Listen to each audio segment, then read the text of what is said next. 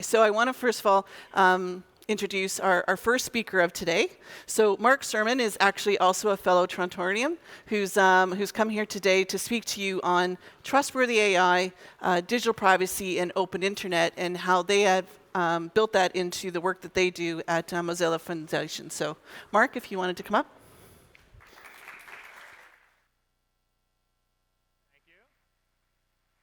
Thanks, Kathy. Thank you, everybody. Oh, it is full up here. This is a change since I got in. I'm just moving the podium. I'm not kind of a podium person. So hi, I am Mark from Mozilla.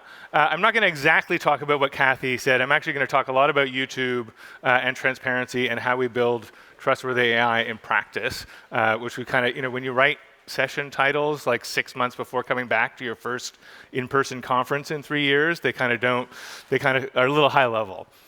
Anyways, if you don't know Mozilla, you probably do know us from Firefox. We're about to have our 25th anniversary. We started out as a little open source project to push the internet in a different direction and take the internet back from Microsoft. And today we still make Firefox, but also do a lot of advocacy and philanthropy work, as well as increasing amount of investment and innovation around trustworthy AI. So that's why I'm here talking with all of you, and hopefully it's a room of people Mozilla could work with. So these are a bunch of words that, kind of are the topics of the conference. Some of them were the words that were in my title. They also are words that show up in the Mozilla Manifesto, which is, as a nonprofit, which Mozilla is, guides our work, guides how we make product, guides how we do activism, and has done so for many, many years. But increasingly, it became clear that we wanted to advance the manifesto today and look at where the internet is headed, where digital life is headed, that AI and data-driven computing were at the center of that.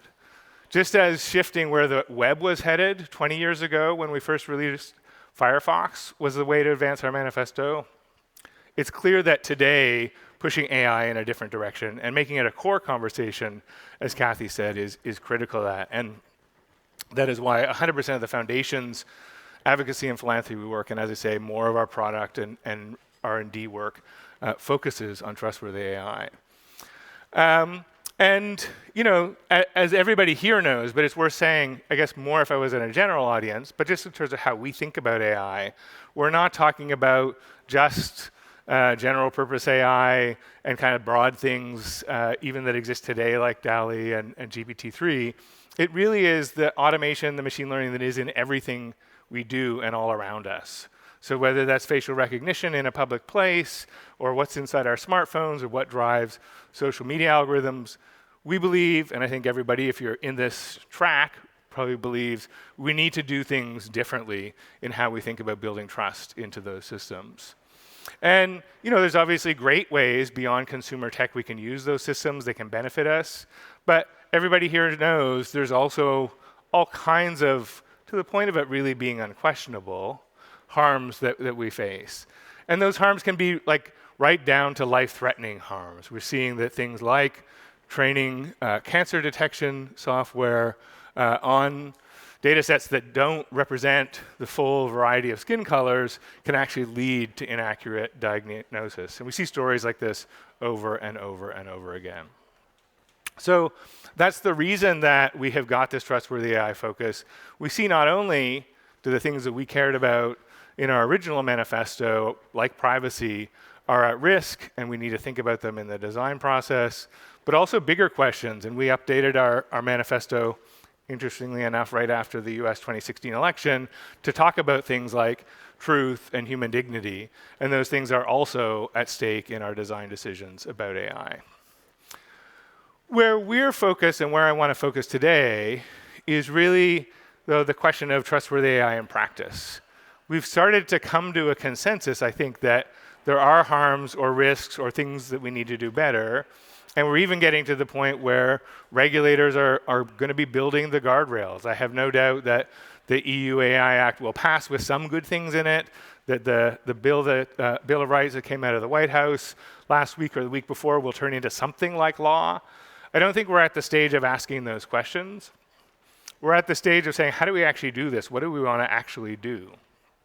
And a key piece, or maybe a key metaphor for me in thinking about this is thinking back to when car safety wasn't regulated or wasn't even really an expectation.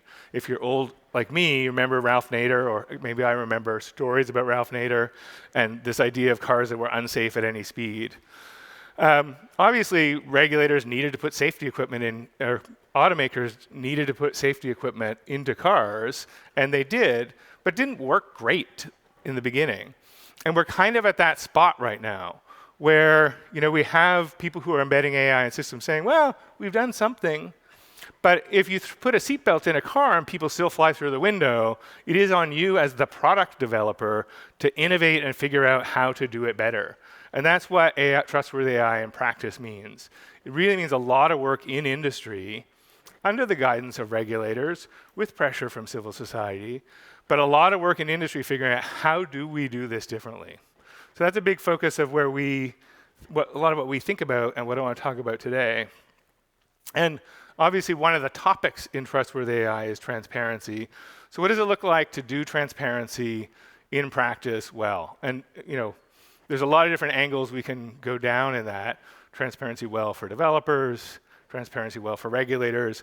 I want to actually look a little bit about transparency well in practice for us as people who use systems that have AI embedded in them, and also to a certain degree researchers who are helping us watchdog and understand what's going on wrong and what could go right. And so to do that, I want to take us through a case study of transparency at YouTube, both from a researcher and an end user perspective. And again, people won't be surprised, and many of you may already know Guillaume Cheslot, that YouTube is one of the actors in the kind of misinformation challenge that we currently face in society. And Guillaume was a YouTube machine learning engineer who worked on the recommendation algorithm in 2014, 2015, 2016. Interesting times if you think about misinformation in the US election in 2016, and really had seen the drive towards engagement metrics and optimization for view time as something that just naturally happened. But then, after we started to understand the shape of misinformation, felt a little bit guilty, I guess, and wanted to do something about it. So Guillaume was one of the first sort of whistleblowers who said, actually, how recommender algorithms work on sites like YouTube is a part of the problem. It's part of what is polarizing people. It's part of what's driving misinformation growth. And we actually gave Guillaume a fellowship in 2018, 2019 to do some of his early work at Mozilla. And of course, in response to that, YouTube did the right thing and said, we'll try to do some things in the recommender engine that is going to improve how things work so that people don't see polarizing information, they don't see information that they don't want to see, and made a fair bit of hay in response to people like Guillaume. But we suspected, and Guillaume suspected, who was still working with us at the time, that might not be the case. They may not have fixed everything. And here's transparency problem number one. It's easy for the deployer or developer of an AI system to say, we heard you, there's a problem, we fixed it, but it's sitting in a black box. And so there's nobody who really can check, and there's no offer of doing anything to check. So we set up something with Guillaume's help called YouTube Regrets. And it was basically a crowdsourced data donation campaign where anybody who had a YouTube account could install a browser add-on. I think we had between 20 and 30,000 people when this started in 2019. And if they saw a video that they regretted, so like it was really offensive to them or it felt like misinformation and so on, they would just press a button. And we had been, because they'd installed the add-on, recording their YouTube viewing history. We'd seen what they'd been recommended, and we could see what they'd been recommended afterwards.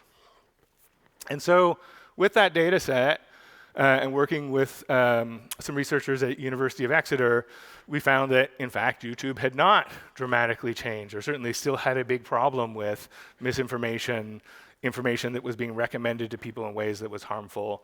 Some pretty upsetting stuff, actually. I mean, the stuff that you imagine around political polarization, but we had one LGBTQ teen who was constantly being given this right-wing Christian information about basically how sick anyone was who identified that way. And that there was just no way for them to use YouTube and view LGBTQ content and not just constantly have that recommended at them.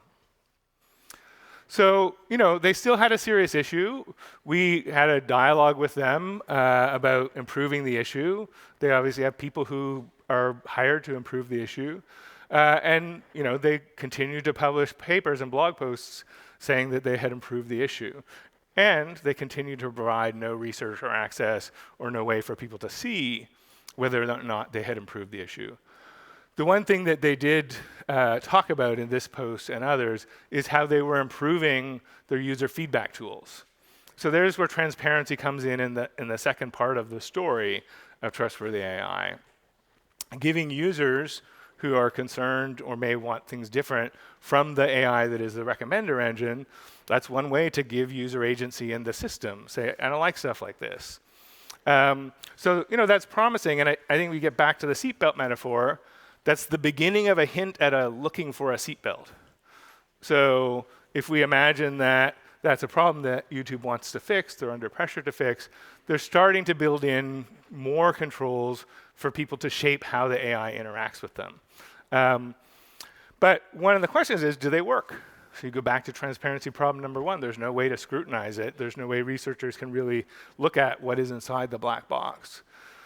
So we did V2 of Regrets Reporter in 2021 and just released some research a couple of weeks ago, which was to get the public involved in effectively auditing YouTube's user controls to say, do they help people as they get past recommender-driven misinformation or things they don't want to see. And what we did was we gave them an add-on that allowed them to access, it was a controlled study so they didn't know which ones they would access, various different mechanisms that YouTube has deployed to give feedback, and we made it one button. They didn't know which one button that they had was going to feed which tool.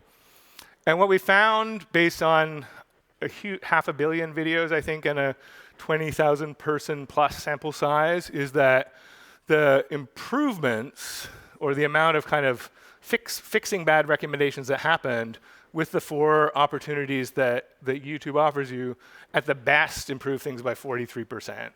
And at the worst, in the case of the not interested button, 89% of those people were still getting the kinds of videos they said they weren't interested in. And what that means is people who said they didn't want Tucker Carlson videos were still getting Tucker Carlson videos. People who were saying they didn't want to get videos about guns were getting videos about exactly the same gun. People who didn't want to know about the war in Ukraine were getting more about the war in Ukraine. And people who didn't want horror movies were still getting recommendations for horror movies. And it's hard. And I think, so here's somebody saying nothing changed. So there's a qualitative study where we talk to people. I'm going to jump to it's hard in a second. I guess that the main thing is then here, people did pick up the story, and the story is YouTube has done this work, but it rarely actually has shifted what's happened. And so the opportunity to create transparency and more trustworthy AI through product design, still a long way to go. It's still a seatbelt that lets you fly through the front window. And the ability of us as researchers to see it is only possible because we have the machinery to do these big browser-based surveys. It's not something that a researcher has access to do themselves, and often researchers are, as in the case of Facebook and NYU Ad Observatory, shut down or threatened with legal action when they try to create transparency.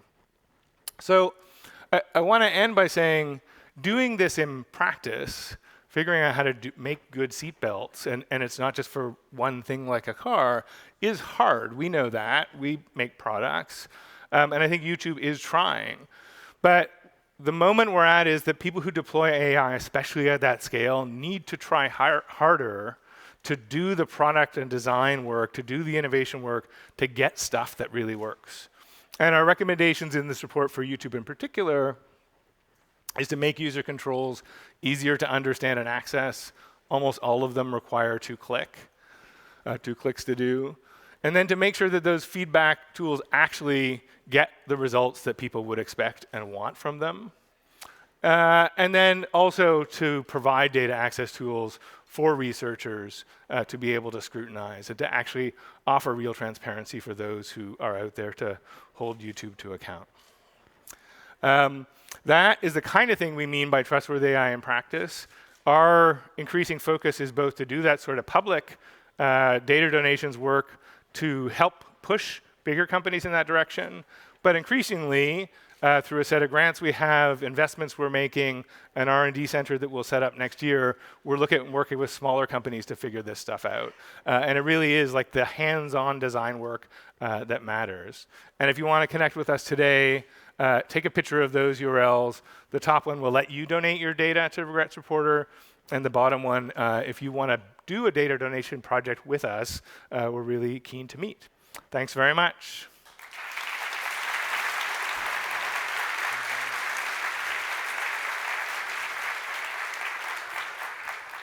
So while I look for hands of anyone that wants to answer a question, maybe I'll pose one to you, Mark. Thank you so much for showing us how you were able to hold YouTube accountable in following through on your recommendations. How can a general user of YouTube do the same? Well, you can download Regrets Reporter and join us. I mean, I do think that general users really need to become more demanding. We have a political voice in a way that we haven't used yet. And I think especially as the harms that badly designed technology is clear aren't just about geeky topics, but they're about real human topics. I think finding a way to like lend your voice to things like this or joining other activist groups is one way. And then just like use the products critically and pick ones that keep you safer. Right. Yeah. I think through our purchasing patterns and our usage patterns, we can also drive responsibility as well. Any questions from the crowd? There's a microphone just coming down to you. My question is not YouTube related, but more about TikTok, which is using much more AI than YouTube. What is your opinion about TikTok as such? About TikTok? Mm-hmm. I mean, all the same things and more. We did do some research on TikTok who had claimed, one of the things it claims to do is like not be in the news business. And so one of the things we've done is like watch how much news actually happens on TikTok as we kind of move into elections where they're becoming an extremely well-abused platform by nefarious election actors. It's even more hard to get transparency information to be able to audit them. So it's definitely something that this team is looking at, and the thing I just mentioned is the first piece, but it's a big question. All of the platforms all of them need to design those seatbelts. Thank you very much. We have time for one more question if there's someone else. There's one here in the front. Hi, my name is Matthias Frost from Nordea. Do you have a view on the existing AI Act draft and how it addresses these points? What do you think? Well, yeah, I mean, the thing about the existing AI Act draft is you have to look at it with the rest of the European regulatory agenda. So I think this stuff is actually much more heavily, and I think relatively well set up to be scrutinized through the DSA. And so the DSA has provisions around researcher access and around manipulation and so on and so forth. So I think for large consumer tech platforms, the DSA will actually be a helpful tool to basically be a pressure point and a guardrail. Like if we want product innovation, which is the key thing, like unless stuff is implemented in product that's better for us, nothing changes.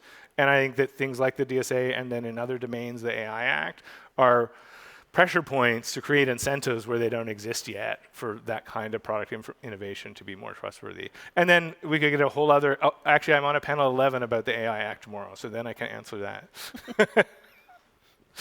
All right, thank you very much, everybody. Thank you so much, Kathy. Mark.